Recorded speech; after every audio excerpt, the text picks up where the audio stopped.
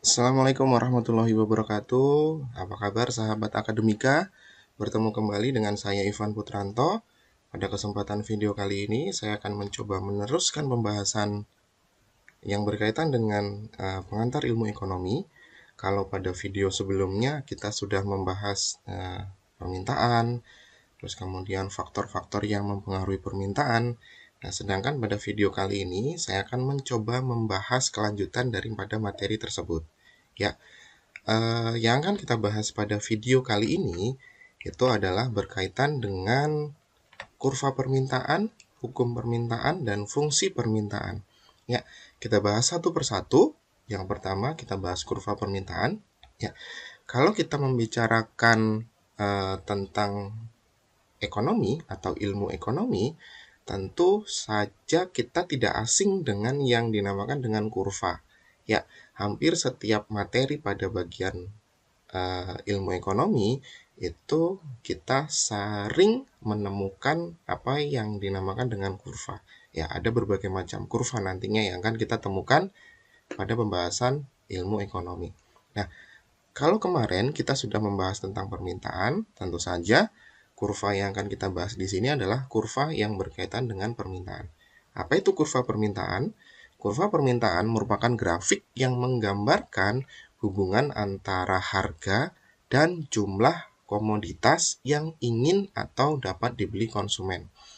Jadi, kalau kemarin kita sudah menjelaskan pengertian dari permintaan, yaitu jumlah barang yang diminta pada berbagai tingkat harga. Nah, hubungan antara harga dan jumlah barang itu digambarkan pada sebuah grafik dan itu dinamakan dengan kurva permintaan. Nah, kurva permintaan di sini itu bisa digambarkan melalui hukum permintaan. Ya, hukum permintaan itu adalah sebuah hukum yang berlaku pada materi permintaan. Apa itu hukum permintaan? Kemarin kita sudah jelaskan bahwa salah satu faktor yang mempengaruhi permintaan itu adalah harga. Ketika harga naik, maka permintaannya akan berkurang atau menurun. Sebaliknya, ketika harga turun, maka permintaannya akan bertambah atau naik. Nah, hukum permintaan berbunyi jika harga naik, maka permintaan akan turun. Sebaliknya, jika harga turun, maka permintaannya akan naik. Itu hukum permintaan. Nah, dari hukum permintaan tersebut bisa kita gambarkan menjadi sebuah bentuk kurva permintaan, kurang lebih bentuknya seperti ini.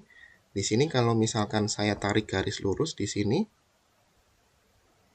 nah, maka akan berubah menjadi seperti ini ketika saya tarik garis lurusnya di sini.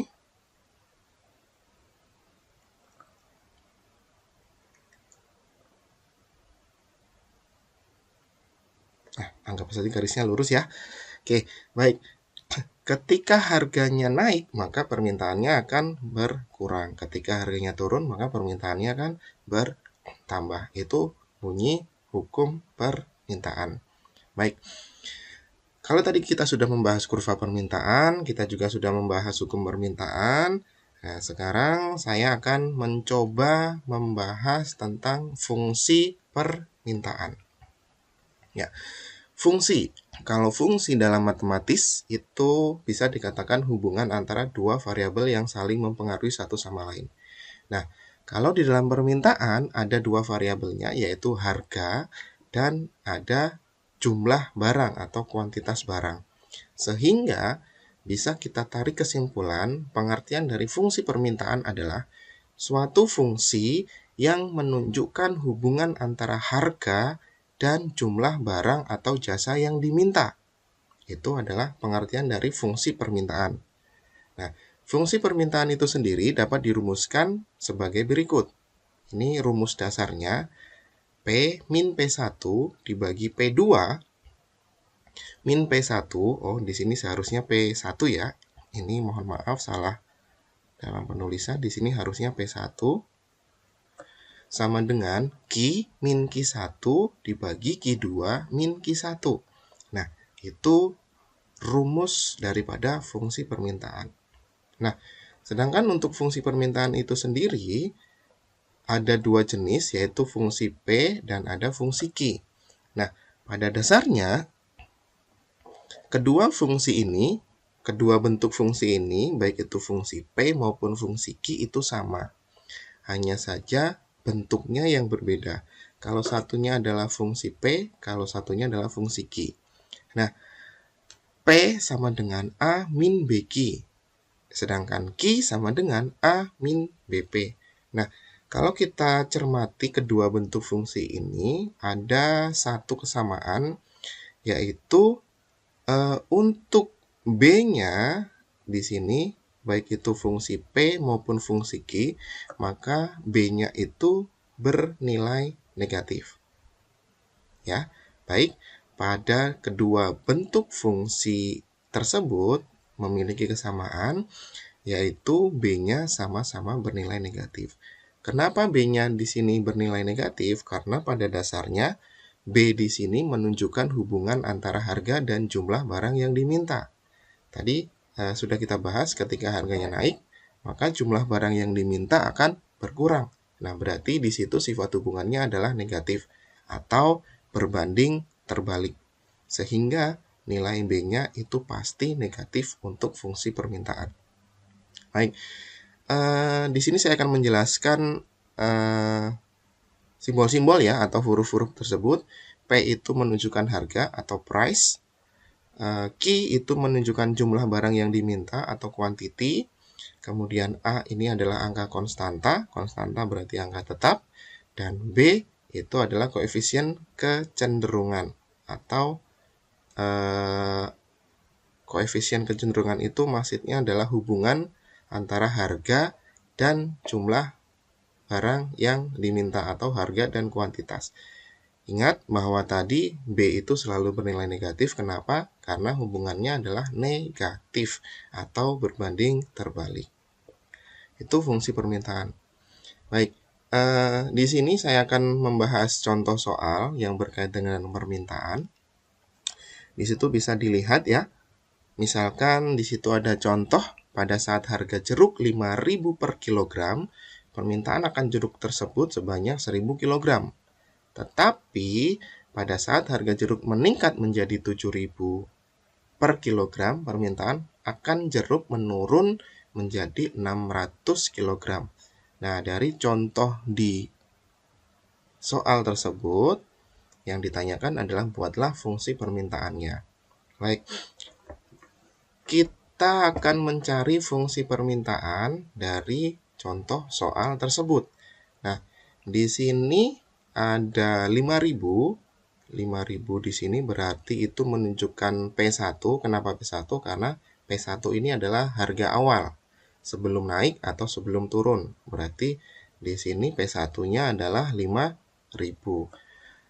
Kemudian P2-nya di sini berarti harga setelah mengalami kenaikan, yaitu sebesar Rp7.000.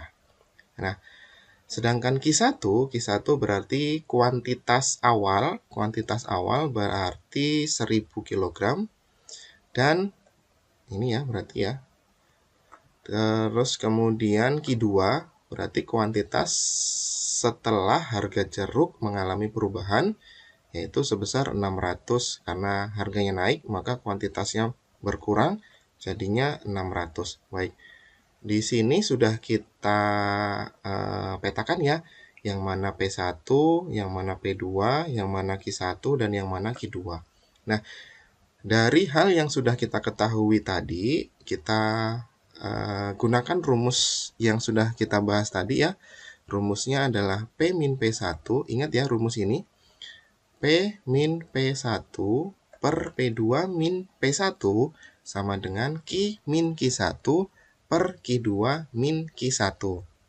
Ya, P di sini berarti P awal, yaitu kita cukup tulis P. Min P1 tadi sudah kita ketahui 5.000, per P2 tadi sudah kita ketahui 7.000, min P1 5.000. Jadi di sini tertulis P min 5.000 per 7.000 min 5.000 sama dengan Q. Di sini juga sama ya, kita tulis Q. Min Q1 1.000 per Q2 600, min Q1 1000. Jadi P min 5000 per 7000 min 5000 sama dengan Q min 1000 per 600 min 1000. Nah, maka di sini kita selesaikan. P min 5000 kita tulis ulang menjadi P min 5000 per 7000 dikurang 5000, jadi hasilnya di sini 2000 sama dengan Q min 1000, Q min 1000 per 600 dikurang 1000 berarti min 400. Nah, maka hasil penjumlahan yang sudah kita penjumlahan atau pengurangan yang sudah kita lakukan berubah menjadi seperti ini. Nah, kalau sudah berbentuk menjadi seperti ini, caranya adalah kita kalikan silang, yaitu 2000 kita kalikan dengan Q min 1000 dan min 400 kita kalikan dengan P min 5000. Sehingga hasilnya di sini menjadi min 400, berarti di sini min 400 kita kalikan dengan P min 5000. Jadi kita tulis di sini min 400 dikali P min 5000 sama dengan 2000 kita kali dengan Q min 1000. Jadi di sini kita tulis 2000 dikali Q min 1000. Selanjutnya kita kalikan satu persatu. 400 dikali P berarti min 400 dikali P berarti min 400 P. Min 400 dikali min 5000, jadi min kali min plus ya. Berarti plus 2 juta sama dengan 2000 dikali Q, 2000 Q. 2000 dikali min 1000 sama dengan min 2 juta. Jadi di sini tertulis min 400 P plus 2 juta sama dengan 2000 Q min 2 juta. Nah, dari sini sebenarnya kita bisa menentukan fungsi yang mana yang akan kita buat. Apakah fungsi P atau apakah fungsi Q. Kalau misalkan yang akan kita buat adalah fungsi P, maka plus 2 juta di sini kita pindahkan ke ruas sebaliknya. Kalau tadinya ada di ruas sebelah kiri, kita pindahkan ke ruas sebelah kanan. Sebaliknya, ketika kita ingin mencari fungsi dalam bentuk Q, maka yang akan kita pindahkan ke ruas sebaliknya bukan yang plus 2 juta, tapi yang akan kita pindahkan adalah yang min 2 juta, kita pindahkan ke ruas sebaliknya. Kalau yang tadinya ada di ruas sebelah kanan, kita pindahkan ke ruas sebelah kiri. Nah, itu perbedaan bagaimana cara mencari bentuk P maupun bagaimana cara mencari bentuk Q. Ya, kalau dalam contoh soal ini yang akan kita cari adalah bentuk fungsi P. Maka di sini akan berubah menjadi min 400 P sama dengan 2000 Q min 2000. Min 2000 ini dari min 2000 yang ini ya. Min 2000 yang kedua di sini dapatnya dari plus 2 juta. Maaf, plus 2 juta pindah ruas menjadi min 2 juta. Jadi di sini min 400 P sama dengan 2000 Q. Di sini ada min 2 juta, min 2 juta. Kita punya hutang 2 juta, kita nambah hutang lagi 2 juta, maka hutang kita menjadi 4 juta. Jadi di sini min 400 P sama dengan 2000 Q min 4 juta. Nah, karena di sini ada P, maka min 400 P, maka ketika kita ingin mencari P-nya, kita bagi dengan min 400. Sehingga di sini P sama dengan 2000 Q min 4 juta, kita bagi dengan min 400. Kalau pembagian minnya di sini tetap ya, tetap sama-sama ada minnya. Jadi diketahui P sama dengan min 5 Q plus 10.000. Maka yang ini yang disebut dengan fungsi permintaan. Nah, dengan fungsi permintaan yang sudah kita temukan di sini, maka kita dapat mencari jumlah permintaan pada berapapun tingkat harga, ataupun juga kita bisa mencari jumlah harga pada berapapun tingkat permintaannya. Itulah salah satu fungsi dari salah satu kegunaan dari fungsi permintaan. Baik, sahabat akademika, sampai di sini dulu pembahasan kita pada video ini. Kita akan lanjut di video pembahasannya di video yang selanjutnya. Jadi jangan sampai tertinggal. Sampai di sini dulu. Wassalamualaikum warahmatullahi wabarakatuh. Sampai jumpa.